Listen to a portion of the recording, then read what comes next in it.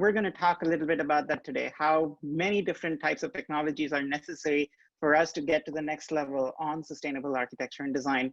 To help me do that, I have a great group of panelists. If I can have them all come on now.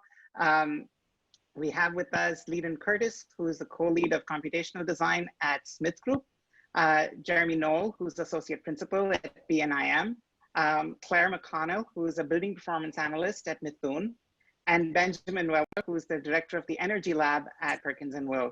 Thank you all so much for joining us today. Thanks also to our partners, ILFI, as well as the Net Zero Conference, and our sponsors, Target and Armstrong Wall and Seating Solutions, for supporting today's discussion. You know, Craig's conversation around technology is really interesting because what's amazing is the number of different tools and number of different frameworks that Katerra is using currently to validate some of the work that they're doing. So of course we have certification systems, which I think all of us are fairly familiar with, but then there's also life cycle assessments, right? He talked about the rise of embodied carbon and the need to measure that. And we need data-driven tools to do that as well. Building performance analytics are becoming much more important because we want to understand both how buildings are built and how they operate sustainably. Jeremy, I'd like for you to start us off here. Last year at BNIM, you helped create a sustainability action plan for the firm. And you know, you're hoping that that plan is going to be the foundation for the next decade of practice. Can you talk a little bit about, you know, the role that technology plays in that action plan, as well as, you know, what tools or strategies you found useful for the firm going forward? Absolutely, thank you. So we've actually just published our Year Zero First Sustainable Action Report progress report called Subject to Change, where we actually are able to dive into a lot more detail than we'll probably have time for today. But we basically used this action plan to break all of our projects into categories that we can measure across the firm, looking at energy, water, ecology, wellness, equity, and resources. And each of those measurements has different strategies, different tools that go into how we go about measuring them. I'd say that probably the most useful pieces that we've taken away from that is that we are not trying to train just a few people to use new technologies, but we're trying to really develop a broad adoption of lots of different tools across the firm. So using education to bring everybody's knowledge of these up. I would say that the ones that really rose to the top for us, though, began with the Committee on the Environment Top 10 super spreadsheet. So it's a very elaborate Excel file that has a lot of links in it to different technologies, but gives us a way to measure our projects in a pretty apples to apples way overall, and it forms really the foundation of a lot of what we've done since then. The other tools that we've really leaned into in terms of training and bringing general knowledge up at the firm around include Tally. I think really the rise of embodied carbon in the conversation has been enormous and such a game changer for so much of what we're talking about with clients now.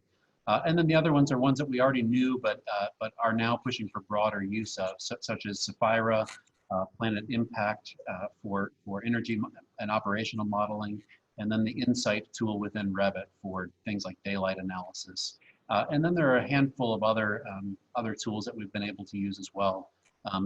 Simple ones like NREL's, the PV Watts system to analyze solar capacity for projects, and other in the AIA DDX 2030 reporting software, as really simple things that really anybody can get at and learn to use pretty quickly. Right. I mean, I think I love that the spirit of what you're talking about, you know, as you said, is not looking for tools that are that are highly specialized, but rather that there's been a movement in the development of the tools themselves to kind of make the UX, to make the user experience of those tools easy and quick to follow for almost anybody who's interested in building sustainably. Because I mean, that's what we're going to need. We're going to need wide currency of reporting tools as well as analysis tools if we're hoping to really make a dent on practice firm-wide, right? So, if we're not going to silo off sustainable projects as, one small part of any firm's practice, we need that widespread adoption of tools. Claire, I'd love to bring you in on this. Of course, both Craig and Jeremy brought up embodied carbon. Mithun, way back when, in 2007, really created the first sort of offhand carbon calculator. This is before the days of Tally. It was a web-based browser, and you can still use it actually to get some really rough calculations on embodied carbon. What aspects of building performance analysis are you interested in now as a performance analyst at Mithun? What are some of the metrics that you're looking at or you're working on improving or refining at the firm? Yeah, I think one piece of that is really trying to back up our commitment to sustainability and climate responsive design, data-driven design with these tools that allow us to study these different pieces of wellness or energy use or embodied carbon, and really feel like we are doing the math on our designs, and that we're really focusing on performance-driven sustainability instead of prescriptive sustainability. And so some of that has been figuring out, where building performance, where the opportunities are for that to fit into an evolving firm workflow. Some of that has just really been encouraging teams to reach out whenever they have a question that might be solved or could be helped in terms of decision making by using some of these tools to really extract some of that data. And then, some of that, part of that is just trying to make building performance analytics accessible for every project. And that's, some of that is being there and ready to be innovative for these big projects that maybe have bold ideas, but also just to be able to meet teams where they're at for maybe some of these smaller or lower budget projects that maybe don't have a scope for modeling. And so you really can use these tools from concept design all the way through project closeout and post-occupancy evaluation. And so it's not just about trying to do that heavy lifting of design option comparisons or design support in DD or SD, but even, what data can we use and what, analysis can help us try to optimize that value engineering process and prove value in some of these design elements that we're, trying to keep a hold on. So I think some of it too has just been trying to be creative with where and how we use data. And so part of that too is just realizing that these tools are also really key in our own ability to learn, to advance our own knowledge, and also to help with those R&D efforts. And like you mentioned, R&D has been a big part of our firm culture since, really for years, but in an official capacity since 2016. And we have these internal R&D grants. We have about 5 a year. More than half of those are typically directly related to sustainability. And it's funny that you mentioned Build Carbon Neutral, because that's actually an R&D project that I am currently working on.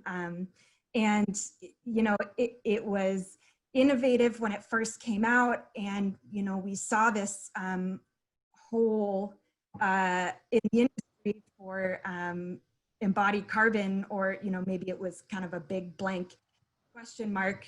What is this? How do we do anything about this? And so I think these days, more than 10 years later, we're realizing that we're realizing more and more that teams and organizations are still using this tool. And then, we also know that we've come a long way in 10 plus years. And so what do we know now, and how can we make this tool better? And, you know, we still see a quick, you know, Jeremy and you, Avi, have both mentioned the need for some of these more simplified tools that don't necessarily require a lot of expertise to be able to use. And so how do we provide that, and how can we share what we know and the knowledge that we can mine that's out there to funnel that back into this tool and to kind of continue that learning process? Right, absolutely. I mean, again, I think, Claire, thank you for identifying at least, I think, 2 or 3 different axes. We're really talking about an ecosystem of tools that we need, you know, ranging from simplicity to sophistication. I think 2 other important things you brought up, and I just want to emphasize before we move on. One is that, you know, we need tools for all kinds of projects. So on projects where there isn't a budget to projects where building performance analysis might be a primary driver, and that's different levels of sophistication as well. The second thing you talked about is using performance analysis throughout the design process. So not looking at it merely as, you know, a modeling for a late stage in the process or for post-occupancy, but really also using it to drive conceptual design. And I think Leland is going to come right in on that. But before I jump to him, I just want to remind everyone, we're here talking about technologies for sustainability with Leland Curtis from Smith Group, Benjamin Weller from Perkins & Will, Claire McConnell from Mithun, and Jeremy Noel from, I'm sorry, PNIM. Thank you all so much for joining us. Leland, let me get to you real quick. At Smith Group, you know, as a co-lead for computational design, you're looking at how cloud computing or machine learning could combine to help us make sustainability decisions faster, especially, you know, through many different stages of the design process, including, you know, in the early stages. You know, you've made some compelling arguments about, you know, a sort of universal design space as a starting point for projects and so on. Leland, can you take us a little bit about what that vision of the future looks like? How are we going to be able to use machine learning to drive sustainable design? Yeah, absolutely. And thanks for having me on. This is a topic I love to talk about because I think we're at a really exciting moment in time where our industry is being disrupted by the information age. Now we're kind of behind everyone else all the time. So we're, what, 10 years behind Uber, but it's happening today. And as co-lead of computational design within Smith Group, which is a integrated design firm, we have engineers and architects. One of our primary challenges when it comes to sustainable design is to inform design, right? And I think that's a common problem. So when I say what I think the future looks like, just mind you, that's from my perspective of being an integrated firm, but no matter where you work, I think the future will involve a lot more technologies like, excuse me, parametric modeling, cloud computing, and especially some of these more advanced AI or machine learning algorithms. We have an opportunity to not only improve current workflows, but to radically change the way that our companies work, the way that engineers inform our designers. And the analogy I like to use with some of these AI tools and workflows that we're implementing at Smith Group, if you consider our current workflow, imagine you're in the woods, and here I go with an analogy here, but if you imagine you're in the woods, our traditional design process is to develop several options. And once we develop them, then we analyze it.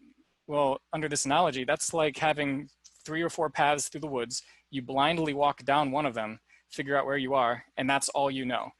Using these AI algorithms, we have the ability not to simply analyze design options, but to model the entire design problem, which in this analogy is like having a map of the woods.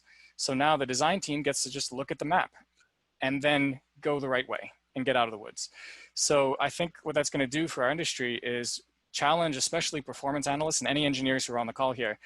The days of being a tool user or a simulator, that will be replaced by machines. It's already happening today, and certainly down the road it will be. But your value on the team is not in running a simulation, it's in informing the design. As an expert, you understand that data better than anyone else. And I've heard this new role described as being an information concierge, where experts will be able to deliver that information to the designers when they need it. Now, we try to work that way today, but we're limited by the fundamental flaw in the process, which is in order to analyze a design, you need a design to analyze. That's kind of, it sets up the whole lag in the process. And all of our business models are set up with that expectation. And I'm excited to say that that is not the case anymore. We can do better with some of this new tech. We now have the ability through computational modeling, and especially some of these AI techniques, to map the woods, to model all design possibilities so that we understand how design decisions affect performance, so that while we make decisions, we have that information in real time. Jeremy mentioned PV watts as a great tool. I totally agree, really, really useful. But we found that it was a little too slow because you had to manually type in your inputs, you'd get limited output. It's not contextualized to design. So just an example to talk about what a map might look like in that analogy, we built a little neural net regressor to basically predict what PV watts would tell you, and then build it into a Grasshopper script. So as you change your building form, you get instantaneous feedback that is giving you PV watts calc. And even though it's basically replicating what that tool does, by changing the way we integrate information into the design process, one, the information gets used, and the designer is able to make the decision, not blindly guess and check. And I think that's going to be rapidly increasing. Those kinds of techniques and methods. We'll start to see more and more of it through the industry, and it's really going to help us improve our design process. Right. I think that's really interesting. Just to reiterate, again, what you're talking about essentially is modeling the design problem rather than modeling the concept that you've already come up with, right?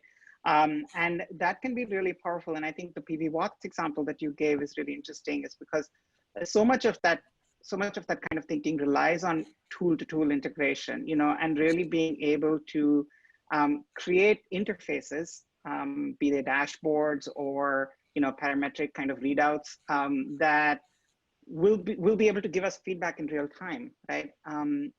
That's really interesting, and I think it's almost like a companion to the design process, and being able to give you information that.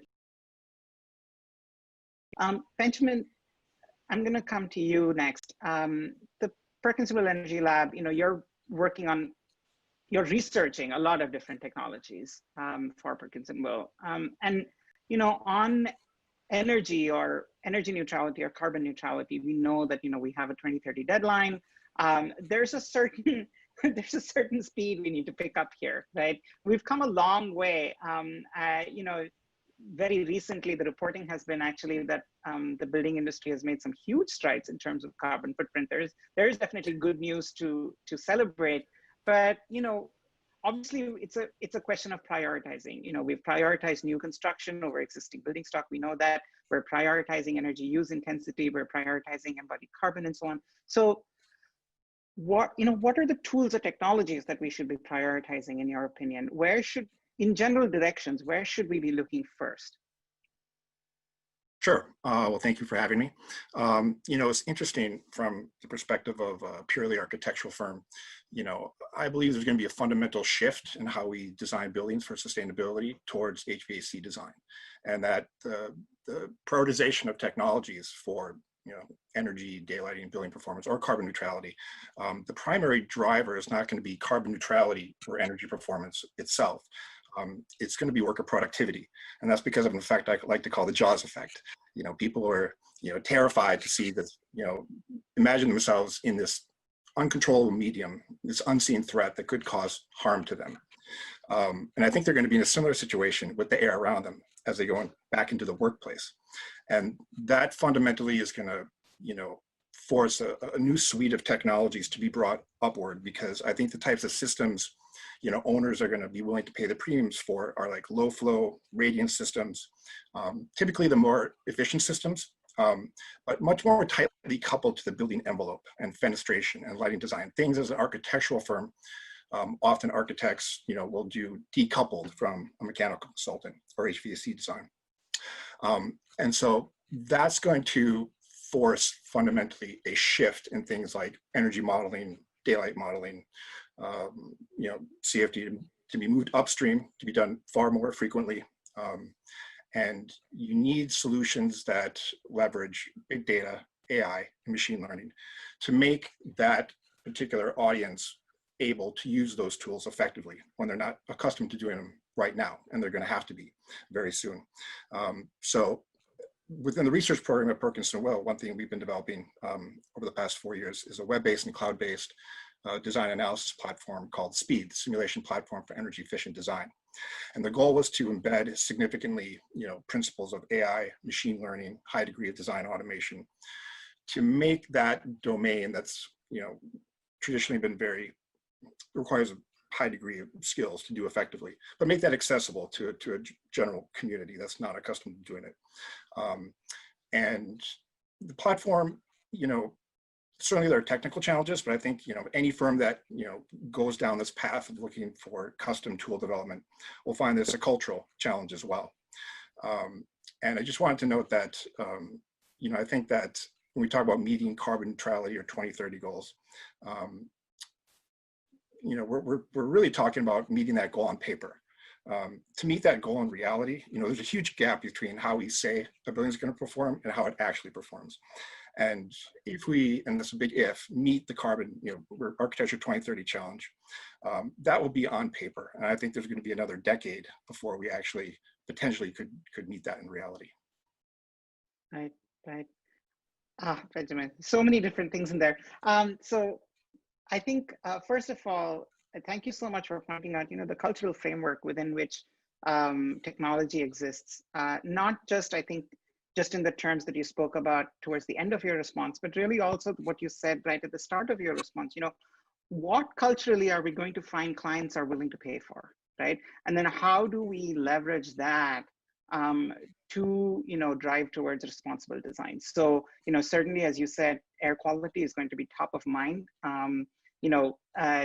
Just 2 weeks ago, the WHO basically put all the COVID transmission eggs in the air quality basket. We thought it was surfaces, now we know it's aerosols. So definitely there's going to be that cultural shift in terms of where people will want to spend money and attention. And I think that definitely determines the course of what technology is becoming increasingly important. Thank you for talking about speed as well. But also, as you said, we're still talking about design, and Claire touched upon it a little bit, with building performance analysis. We're going to need that, gathering of data on existing projects, over time for us to be able to learn what we've done right, and, where buildings are not operating as we planned them to on paper. And you're right, the 2030 buildings which are being created that are 2030 ready, so to speak, are going to be, reevaluated in the decade following 2030. And we need technologies to do that as well.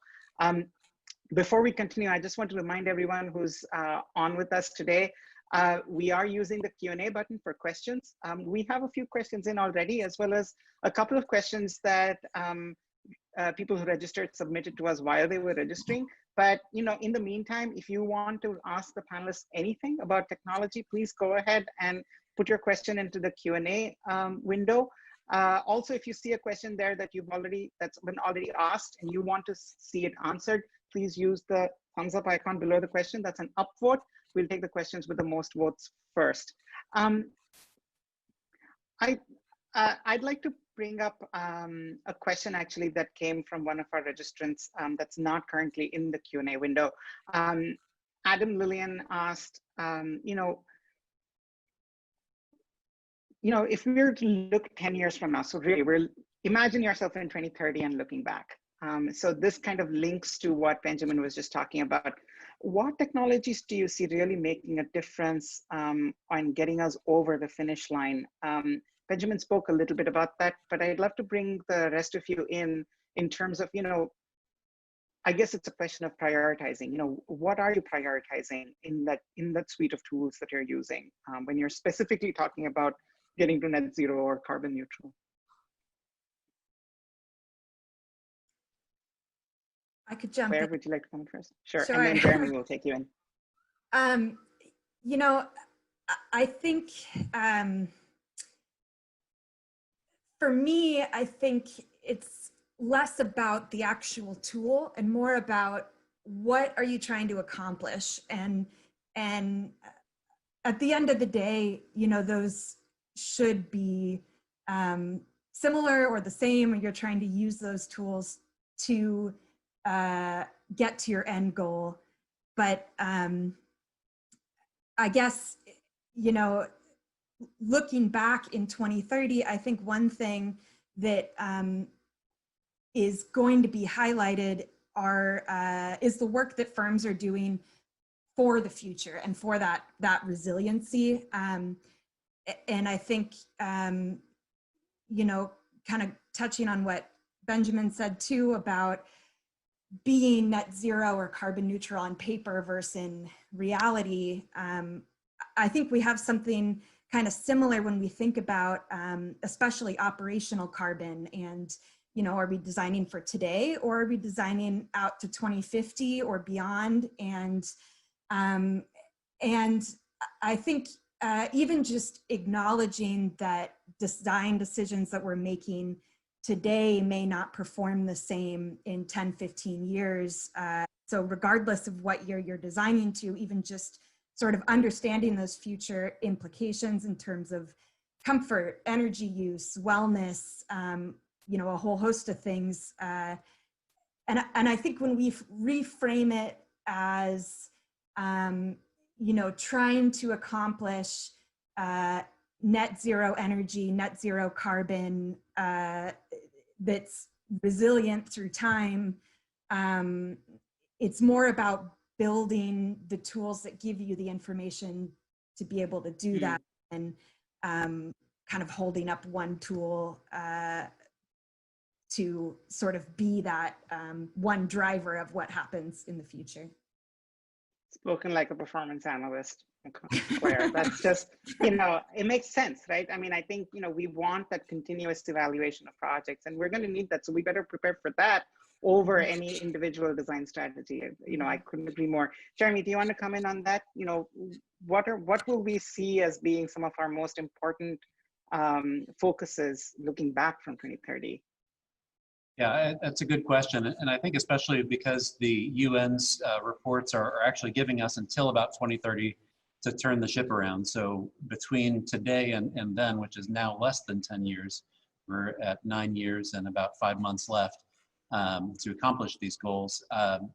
We have a long way to go, going mostly uphill. I would say that if we get to 2030 and we look back at what has been successful and in the last 10 years that we've implemented, my hope is that we're talking a lot more about embodied carbon and emissions as really the first priority. Because between now and 2030, if we make no changes to the operational side, 72% of the emissions are still going to be wrapped up just in the building of our buildings, let alone the 28% that are coming from the buildings themselves and in the sort of daily use of them. So I think embodied emissions being priority number one, operational emissions becoming priority number two, and then really the piece that nobody, I feel like, has really got their arms wrapped around yet is sequestration, is figuring out a way to model and understand how do we get the carbon back out of the atmosphere and into the soil, into our concrete, in ways that are understood and measurable, and not just the sort of big fuzzy numbers that we see right now, in a way that people can really understand and adopt and implement.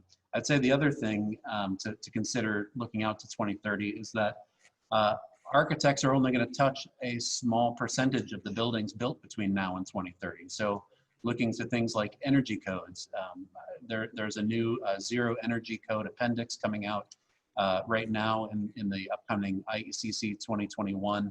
So seeing that more broadly adopted, I feel like whether an architect is involved or not in municipalities that are going that direction, that's at least helping us to start to address emissions on a broader scale than any of the people on this call will ever be able to touch between now and then. And finally, my hope is that by 2030, we're also talking not only about a code that's addressing the operational emissions, but also a code that is addressing again, the embodied emissions that are going into the construction of our buildings. Right. That's a really nice, hopeful view of 2030. So hopefully we're gonna change code. We're gonna change code with an emphasis on embodied carbon, and we're gonna crack sequestration, right? I mean, I think that would be a fantastic world to look forward to, I think. Thanks so much for that, Jeremy. I'm gonna go to a few more questions from our audience here. Janice, Stephen, or Dale asks, if data is changing the way your firm designs, can you give us can you describe an example of how the perception of designing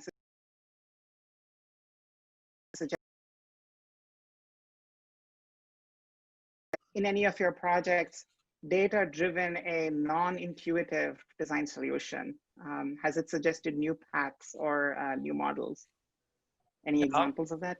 I can jump in on that. Go ahead, we had a recent project. I just want to give a shout out to one of our design directors, Sven Schaki, for really leading a team that was able to come up with a unique design because he was open to being informed. I think, to answer this question, I think a lot of us have maybe an expectation of what a sustainable design looks like. It's got a lot of exterior shades, you know, it might look a certain way. And many people might not want to, you know, make their building green because they think it's going to limit their design potential. But what I saw this architect I just mentioned do by simply opening his process to and then allowing it to move where the information led to an unexpected, in this case, it's like a gem-shaped facade that was balancing all these different pieces. And to hear him talk about it, he'll describe a more nuanced architecture that's able to have every facade respond to the unique conditions based upon it, or that's forced on it. And then the architecture becomes something unique for the site. And I think that kind of design approach, it might not look like what you'd think a sustainable design is, but it does start to follow the data. Now, that doesn't mean that it's data driven and that there's no design, you just roll the dice and do whatever it says. No, it's more the idea of understanding the forces and then coming up with a design solution that responds appropriately to it. So it really can empower the designer. But I would add that the design team needs to be open to information in order for that to work properly. Certainly, I think there's a lot of language shifting to data-based rather than data-driven to understand that, you know, you still need that creative agency, and also that, you know, designers can still bring their biases to a data-based project, as we know. Anyway, we have a question from Lance Collins here, and Benjamin, maybe you want to jump in on this first, and then if anybody else has comments on that, I'd love to take them. How do we get these technologies applied to more than just the top 1% of projects and into mass markets like affordable housing, home building, and retail? Any idea on scaling and democratization, Benjamin? Sure. Well, I think in terms of, you know, let's separate the sector from the scalability of the users within the firm. I think for scalability for users within the firm, that's where you really need to have something that, you know, you can train someone on, you know, within an hour, and they can learn how to use the tool effectively. And that's where kind of bringing in, you know, a high degree of design automation, AI, machine learning can be effective. And that's how you can scale that, you know, internally. In terms of, you know, across sector, I think it's really, you know, understanding, you know, what is the nature of your energy performance goals? You know, I think we all too often rely on EUI far too much. And we have an intuition of like, okay, this type of building should have an EUI within this range, or this type of building should have an EUI within this range. And when you get to data-driven design, you'll often see the data tell you something different. And so it's about how do you communicate that effectively to a designer so they can help resolve that conflict between intuition and what the data is telling you. And I think for a firm like ours, you pick one or two sectors and you find success in applying it, you know, new technologies to that sector broadly across, you know, a wide range of project teams. Then you make the move to other sectors and you figure out what role does this technology have in that sector, because, you know, looking at energy performance for office buildings is very different than healthcare or for housing. And maybe your approach isn't just to run an energy model and try to, you know, get this EUI. It's a much more collaborative, integrative approach where you bring it in all sorts of other metrics, right, depending upon the use of the building. Yeah. I want to jump in on that. Go ahead, Raymond. Yeah. Go ahead. No, go ahead, please. I was just going to say that I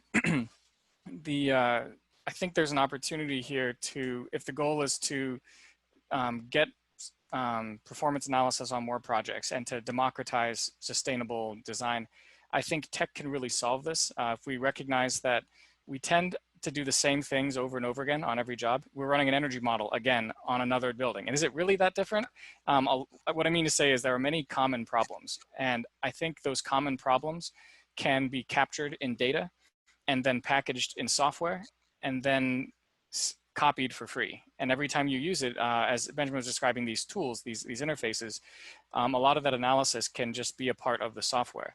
And so projects that might not have been able to afford someone with, say, Claire's expertise to jump in on a project, well, maybe they could afford to rent the tool that embodies all of Claire's knowledge and skill to get that onto more projects. And we're actually talking about ideas of, we call these universal design spaces, these common problems. And I personally believe that we shouldn't all compete on those data sets. It's like who has the best Excel spreadsheet. I think as an industry, these common problems that we all deal with every day, we should create, whether the AIA or Metropolis maybe collects these. I want to see centralized databases that represent common problems that we can all use to solve these problems once and for all. Like, why are we doing the same thing every day, you know? I'd love to add on to that, to sort of continuing with that spirit of collaboration. And I think there's also something to performance design and sustainability being siloed off on its own. And really, I think what we're finding, especially for project typologies like affordable housing, is that, you know, it's really integral to other project goals, to occupant wellness, to sort of long-term owner goals, and that there's an opportunity to rephrase sustainability work so that it's outside of its own sort of siloed sphere, and you're connecting that to, you know, the obvious one might be cost savings, but also wellness, or some of these other metrics. So, you know, what might that look like? In the past, it's been, you know, hey, maybe we don't have a totally separate budget for performance design, but, you know, performance design can help support the architecture team with building massing or envelope properties, and we can support the engineering teams with, you know, analysis of energy efficiency metrics and thermal comfort, natural cooling potential. And so there's ways to plug in outside of strictly a sustainability frame. And I think also one kind of more concrete example I could give to on more of the client side is finding these co-benefits between sustainability and some of these other metrics. And so one thing we've been really successful on in affordable housing projects is getting ERVs into units. In California, with the sort of co-benefit of you have some heat recovery or energy recovery, so you have some energy efficiency there. You have some cost savings to the owner or the, you know, the tenant there. But really what really sold those units was the ability to make indoor air quality healthy on fire days where you have, you know, increasing risk of fire and that affecting your local air quality. And so, you know, if you want to make sure that you have healthy occupants, this is one way to do that. And so really finding those synergies where you're not just doing something for sustainability's sake, but there is an understanding across the team. And, you know, some of that falls on, I think, us with more expertise about how these things fit together and what that holistic picture looks like to communicate those co-benefits as well. Right, right. That's pretty in line with, you know, the kind of tack that Benjamin was taking earlier in this conversation. You know, we need to understand, you know, that sustainability can't be a end goal in and of itself, not for everybody on a project. Different stakeholders have different goals that they're chasing, and we need to be able to translate our mission into those goals. So thank you so much, Claire. I think that's a really important, you know, clarification there. I have a question here from Carmen Martinez. Carmen asks, what is a good software that we could study potential sites for site planning without having to go to an energy consultant? I'd like to find something I can quickly come up with site development options that can analyze an existing site.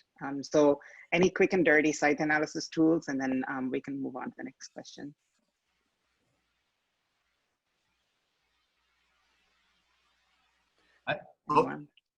BNIM has a site analysis tool that we've pulled together ourselves, which mostly points at a number of existing databases, like the soil characteristic analysis.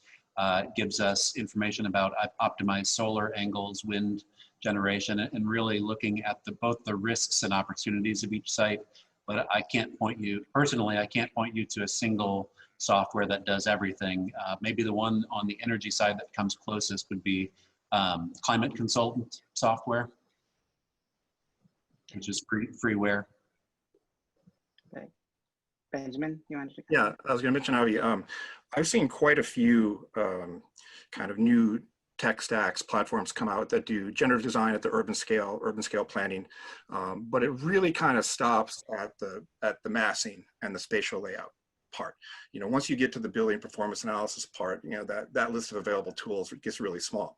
But in all those tools that are out there, you look at the geometries that they're working with at early design to accomplish those goals and metrics.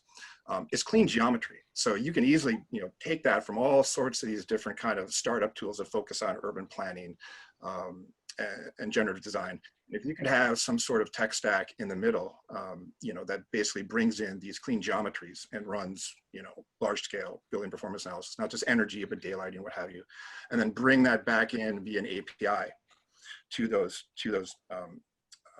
you know, kind of specialized tools. I think that's a tremendous opportunity. And, you know, I think just like, you know, we kind of all struggle to point out a tool right now that does that. There really isn't, you know, a good tool that does that.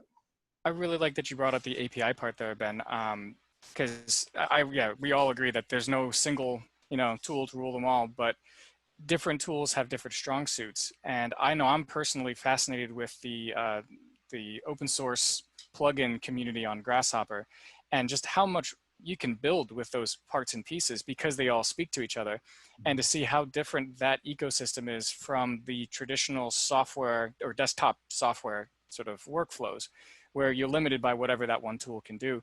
I really like what Ben was saying, because I can imagine if there was an urban analysis software that was really good for one thing, and maybe Honeybee comes out, or Ladybug Tools comes out with the best daylighting thing, maybe IES has the best energy modeling, why shouldn't they all be able to talk to each other? It's possible. We see it happening. I look forward to the time where we kind of figure out the best Frankenstein monster that suits all of our needs. Yeah, and that's definitely one of, oh, sorry. No, go ahead. I'm sorry. Oh, you know, at our firm, a lot of people start, you know, use Revit. Some use Rhino, some use Grasshopper. And the challenge really is, how do you find a consistent solution that's trainable and repeatable and consistent for everyone, but you're using, you know, these disparate tools, and even within one tool, you're going to find all sorts of different quality of models. So interoperability, you know, is a huge issue. Within our speed platform, we offer kind of a, you know, a very limited kind of parametric design capability, and then a custom block and stack tool if you want to draw. But we don't do generative, and we have yet to import from a CAD tool. That was, you know, next up on the list. But that presents unique challenges based on just the quality of the models and the range of tools.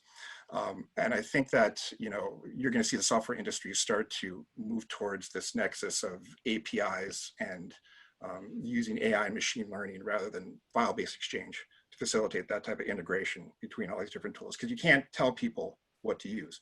The reality is, this is what they use, and you need to accommodate it to find a solution for everyone. Right.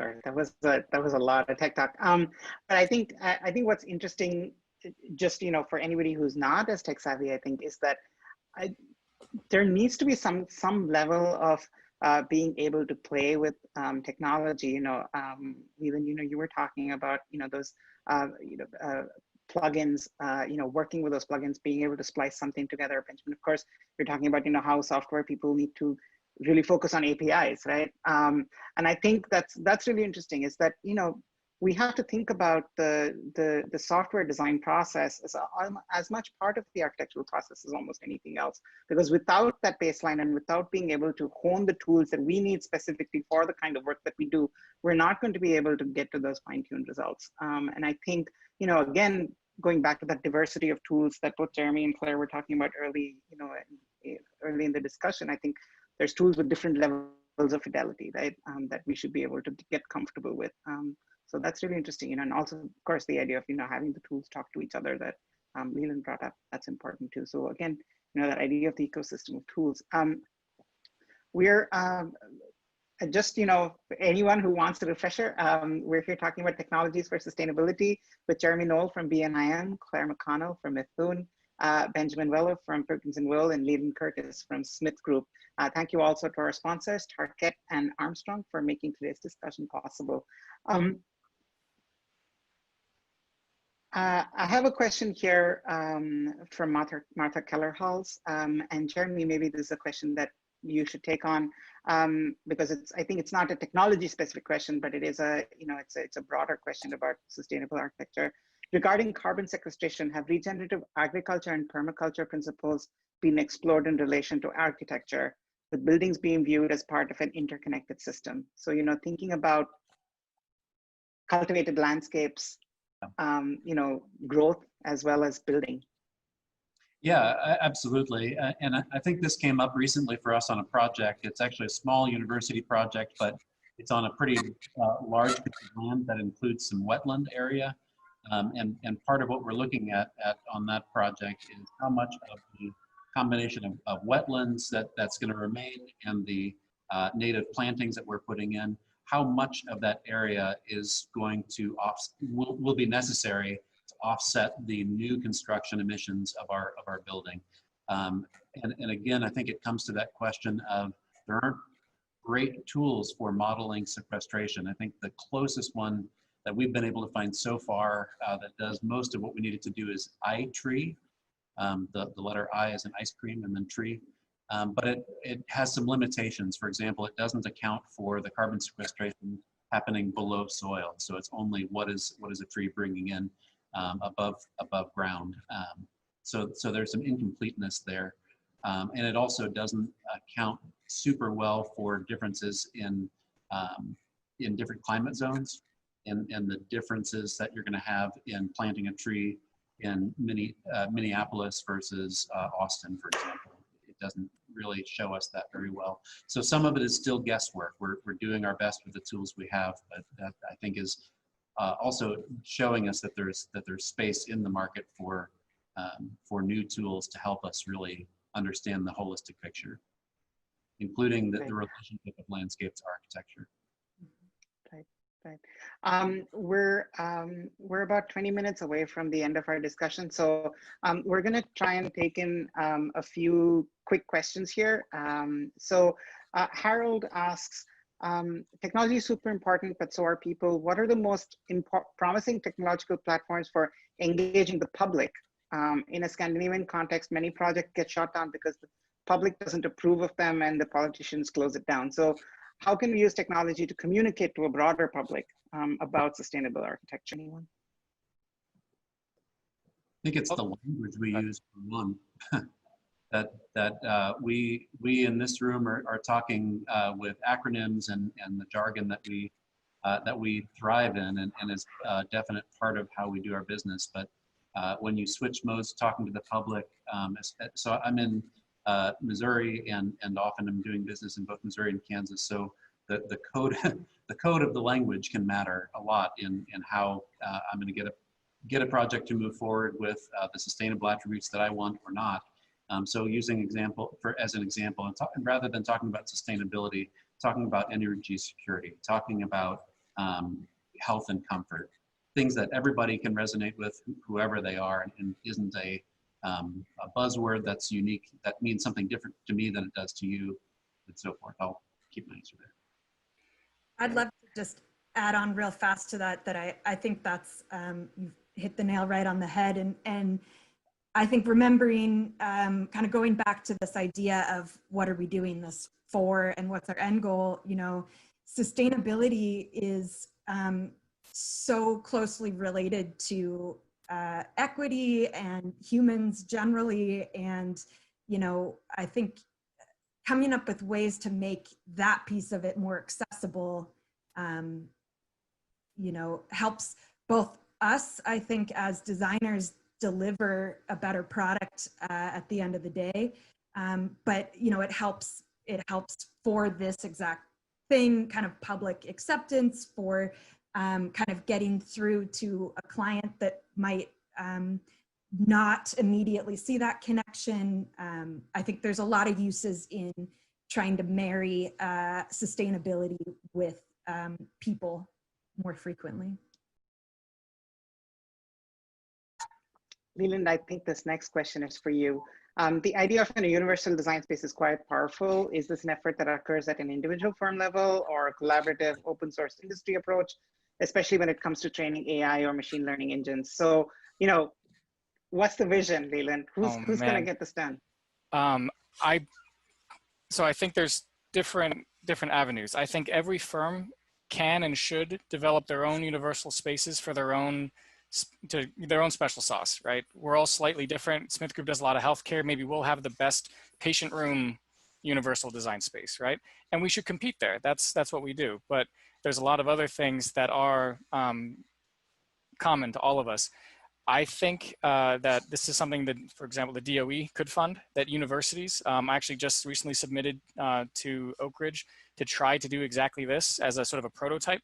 We'll see, fingers crossed, if that gets accepted. But the idea of leveraging some kind of centralized authority, I think, yeah, government research, academics, there's a lot of PhDs who could just do this for their dissertation and develop these data sets. So I think that makes a lot of sense, but I just want to add one caveat. People are already generating a lot of data. That doesn't mean it's useful to us. So industry is critical because we know what we need. And if industry is not directly associated with developing these universal design spaces, you're just going to have a big database on the internet somewhere that doesn't get used. Right. Before we go on further, I just want to remind everyone who's listening in that following this Q&A session, we're actually going to have a tool demonstration today. We have Rebecca Best from Material Bank talking about Material Bank as a tool for sampling sustainably, something I think that's become increasingly important for both architects and interior designers, especially during COVID-19 when you don't have access to materials libraries. So please hang on for that. Today's program actually extends to 5:30 p.m. EST, but we're going to take a few more questions here. James Strand asks, as much as of the opportunities and sustainable outcomes sought appear to exist in assessing the overall process map, how can local and smaller municipalities and owners best position themselves in the process chain or web, both technological and cultural? So, you know, what should clients do, especially smaller clients, in order to align themselves with this process? Benjamin or Jeremy, maybe you have some insight on that or some thoughts on that. How can clients educate themselves to work with, you know, designers who are working with these technologies? Well, I think that's a great question. You know, I think that what we often overlook is we tend to focus on the technology solutions for, say, simulation or sustainability, et cetera, but we don't often focus upon the collaborative requirements to use the information that goes into that simulation or that technology and what information that is generated from that and how we use it.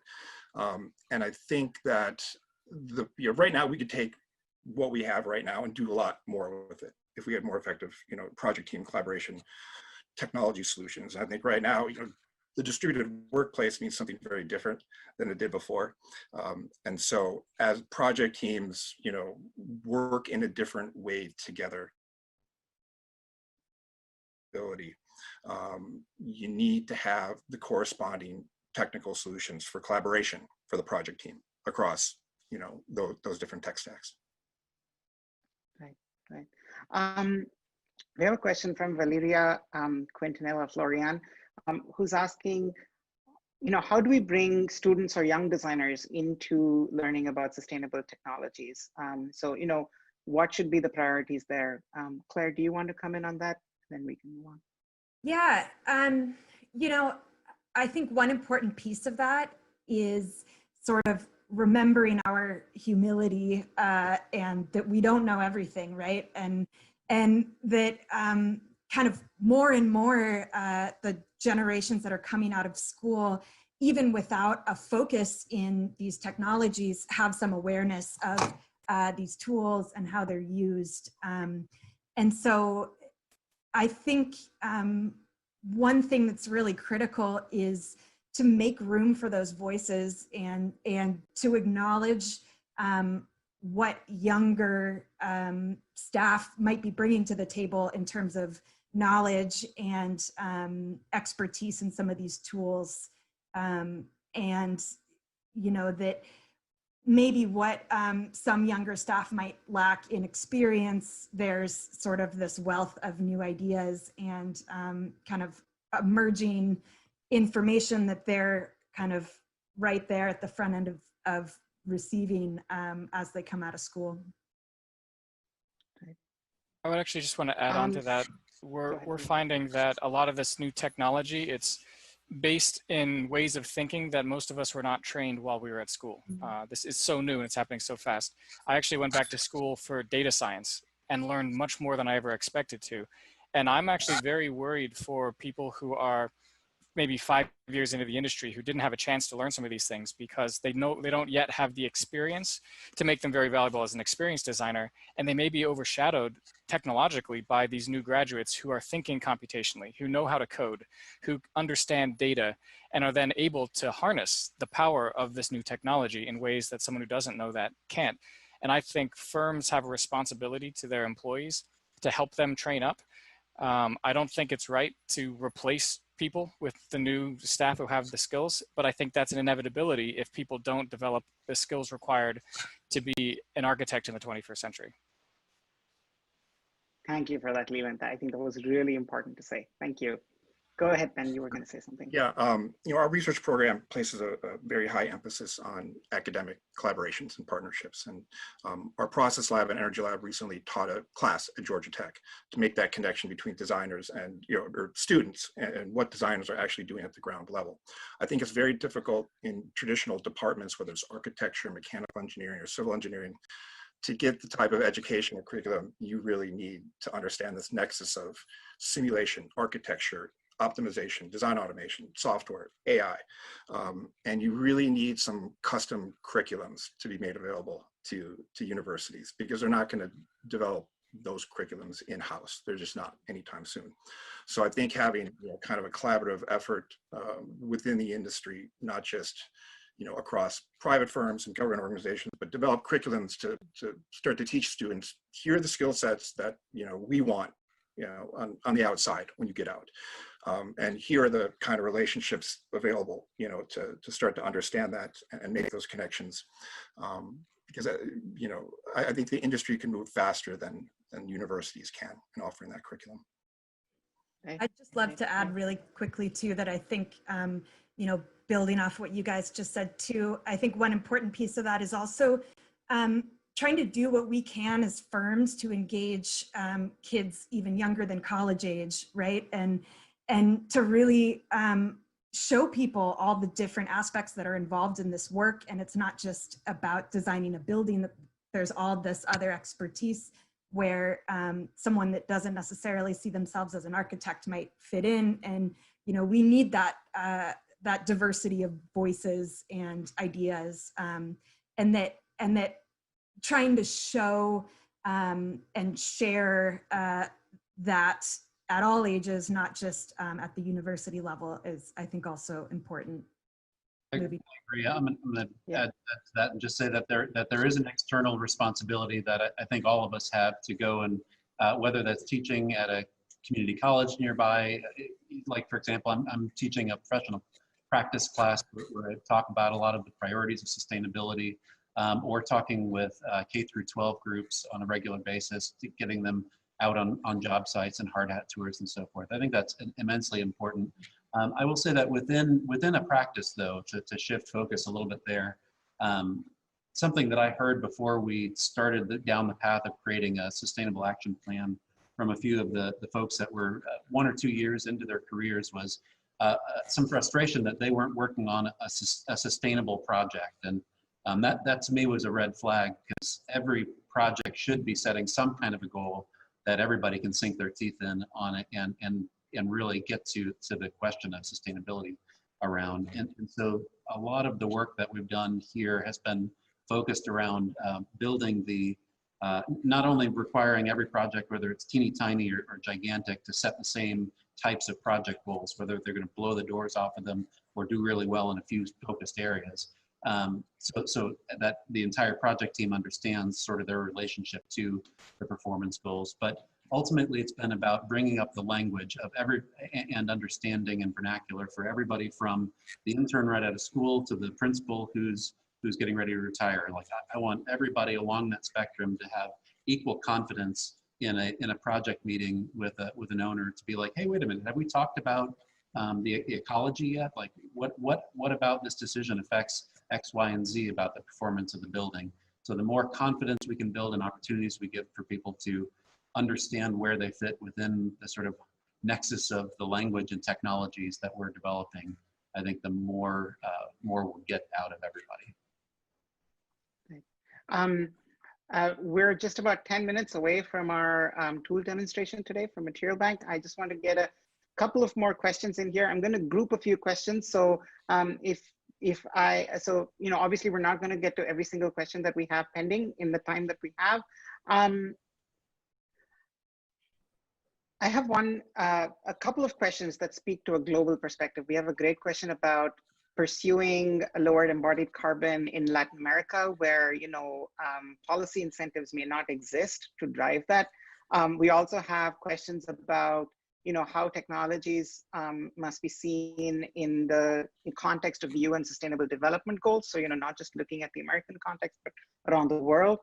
If any of you have any thoughts on that, how we can think about how can technology help us think about sustainability, not just in first world context, but around the world. I'd love to hear that, and then let's take a couple of questions after that as well. I think just really briefly to touch on the second one. So I'm involved in a couple of frameworks that are looking at climate action development on a regional scale, and one of the examples that we keep pointing ourselves back to is LA's Green New Deal that was just adopted late last year.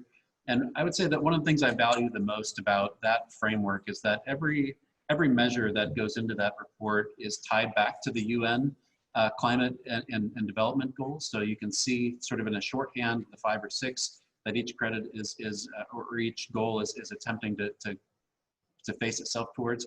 But the other thing that I think it's particularly successful about, and that many of us can use as a blueprint in our own communities, is that the first metric of any measure is about jobs, is about the impact on people, before it's about performance. And I think that's something that the UN goals are all about. So that's if nothing else, that gives us a framework to understand how we could frame our understanding of it around people first. Thank you so much, Jeremy. That's so important. I think we have to take that embodied carbon metric and try and convert it into opportunities, right? I mean, that's what people really care about. How can you make people's lives better, and how can you create jobs for people? That's fantastic. Thank you so much for that framework. A couple of questions here. Well, actually, let's take this one single question first. Alex Ianchenko asks, when working with data to drive design decisions, how does your firm communicate data uncertainty? That is disparate data sources, variability in parameters, source bias. Leland, do you want to comment on that? Yeah, it's a struggle. Data science is not something most engineers or architects are set up to do. And we very quickly fall into data overload, analysis paralysis.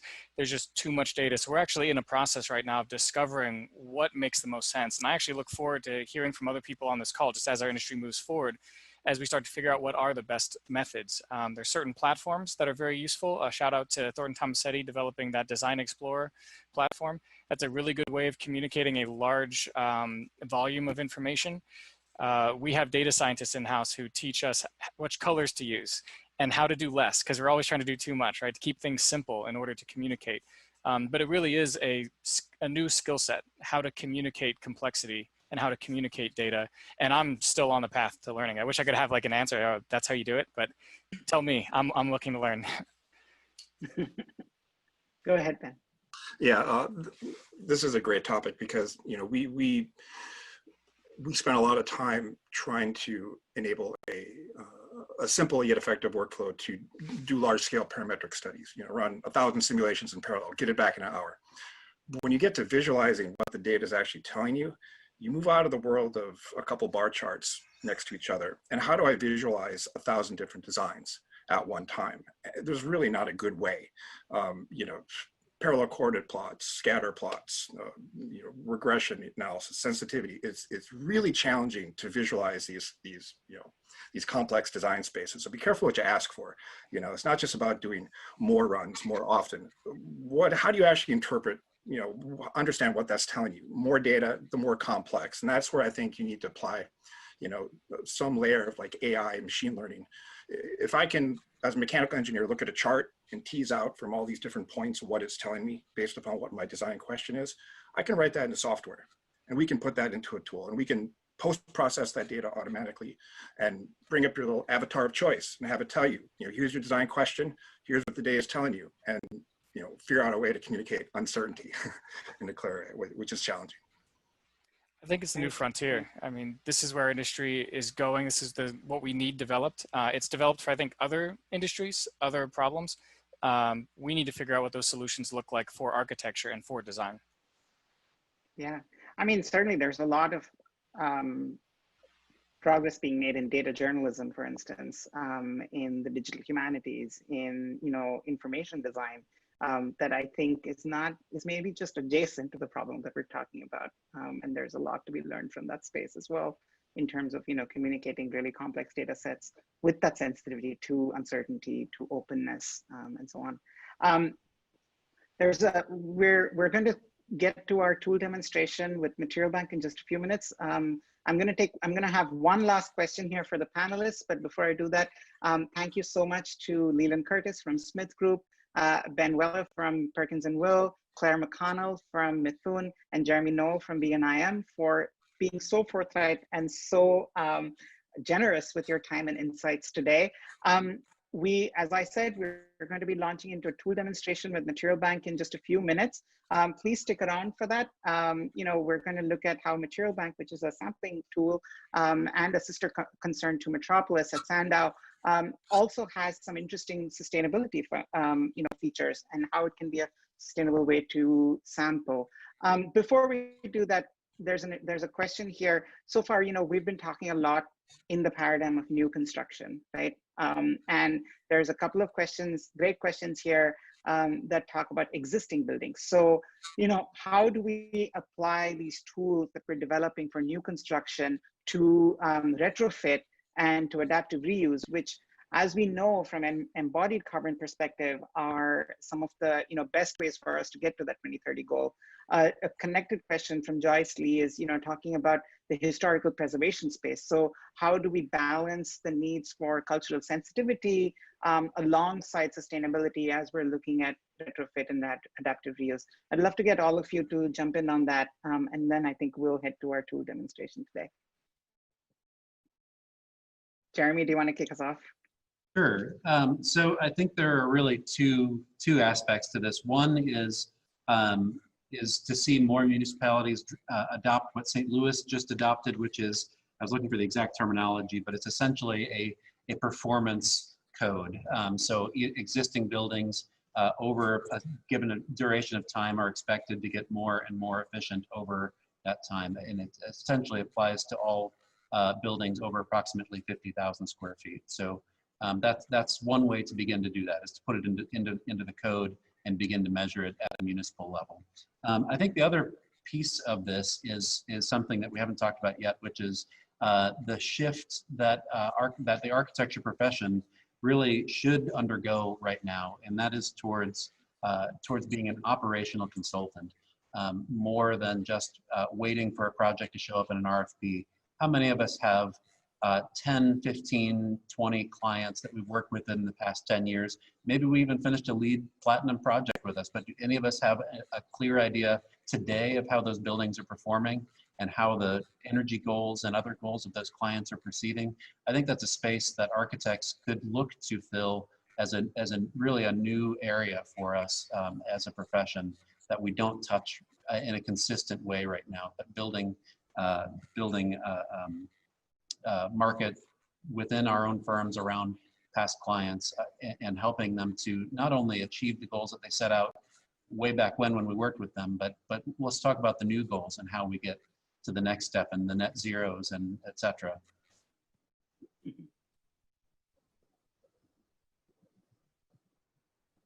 Anybody else want to come in on the adaptive reuse? Yes, go ahead, Claire. Yeah, I could just add, you know, that it is sort of a difficult topic to approach in the US just because we don't have as much of that, and there is very much this kind of culture behind the new shiny building. But I think you can apply that same philosophy of what's our end goal, you know, when you were thinking about adaptive reuse and thinking about the different types of interventions you might be able to take on that sort of a project also. And I think, you know, you are maybe a little bit more restrained in terms of limitations, and, you know, maybe you're not able to optimize daylighting and comfort and, you know, all these different metrics or goals we may have for a project. But I think still trying to solve for that, what's the best long-term solution for fighting climate change, can help sort of prioritize some of those different elements, and you know, what might be the most impactful type of solutions in that case. And then I guess just to speak briefly to the historic preservation piece, you know, climate change threatens the historical buildings we have around us also, and in terms of, you know, what we can expect to happen to the building, whether that's accelerating damage, introducing new damage, maybe there's increased, you know, hazard or risk for coastal flooding, or, you know, a number of things. And so, you know, I think that those conversations can still be had together, and that you can look at historic preservation through a climate change lens as well. Right. Well, we're right at time. Ben, you want to come in with the last thought, and then we'll close out. Sure. I think something that a lot of people aren't thinking about is a lot of the you know, short-term requirements to make built environments safe for existing buildings in terms of energy performance will serve to increase their energy use. Better filters, increased outside air. You know, most of the building stock is not being, you know, redesigned or built, right? It's just, there's going to be, you know, modifications made. And so there's going to be a major bump in the building stock's energy use that we need to account for when we talk about any, you know, 2030 goals or anything like that, you know, that'll last for 5 years. Right. And we need to take that into account in our calculations as well. Thank you so much, Leland, Benjamin, Claire, and Jeremy for joining us today. I truly appreciate the time you've put in with us. Thank you also, of course, to our sponsors, Armstrong and Target, for supporting today's discussion. Thank you again to our panelists.